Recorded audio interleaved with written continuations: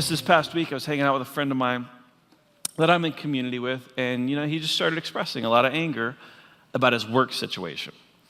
And as he talked, there were a lot of valid things he was saying, but at the same time, I could tell this guy was triggered. I mean, he had zero love for those he perceived to be his enemies. Venom and blame were flowing out everywhere. He was ready to quit his job. Now, I could have just validated him. You are this and you are that, and if they don't see it, then you go where you're appreciated. Common wisdom would have done exactly that. But I knew this situation was an opportunity for him to remove the idolized self from the throne of his heart. And so we started doing an exercise. I asked him, how do you see yourself, Tim? What is it that you take pride in about you? I am what? And so we started to list a few things, and then after a little bit, I said, okay, what is it that you find yourself judging in others most often? So he kind of went through the list, and that also helped us figure out more of those virtues that he had really prided himself in. And then finally, I said, when you think about your situation at work, does it threaten any of these views about yourself? Kind of thought about it for a second, and he said, yeah. My situation makes it impossible for me to be the top dog. Top dog was one of his self-views. Well, okay, I said. And when you think about those specific people you're angry at, is the way that they're treating you maybe threatening any of these self-views? He didn't have to think long. He said, yeah, I feel like I'm being treated like a peon. That's what he said. And one more question, if you see yourself as the top dog, do you think that there's any chance that others can maybe pick up on the fact that you see yourself that way? Probably, he said. Okay. I said that was the last question. One more.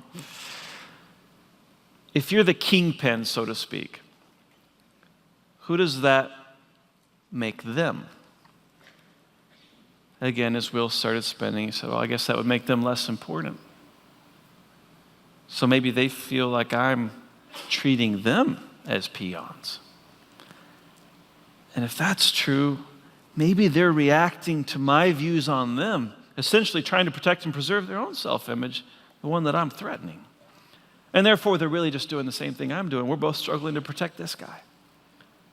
And so we wrapped up this conversation, and by the time we left it was very clear my friend's entire life was being guided along by something going on in here. And what it was is he was holding on to an idolized self, and he was willing to quit his job even to protect it.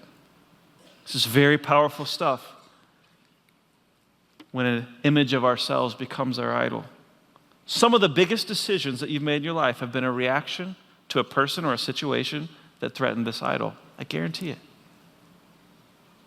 Now, I know what some of you might be thinking at this point, but what if I am those things? What then? And where's good looking on your list? Listen, it's not that you aren't these things. It's that when you need to be these things, you start to overinflate them. And you look for validation through condescending views of others. And then your own strengths end up serving your glory instead of Christ alone. But when you're able to crucify this person with Christ, the new resurrected version of yourself can use these qualities in a non-inflated way to serve Christ with pure motivations. It's one of the most liberating feelings ever. But you simply cannot follow Christ alone when the most important thing is proving your idolized self.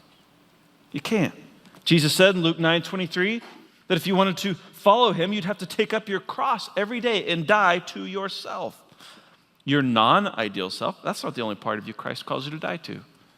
You have to allow your ideal self to be crucified with Christ as well. And that means you have to quit finding your identity and being that person you pride yourself in being. You got to crucify that person on the cross with Christ, close the casket on him, and then start living as a new person who finds their identity in being a loved, son or daughter of God, because that is who you are at your core.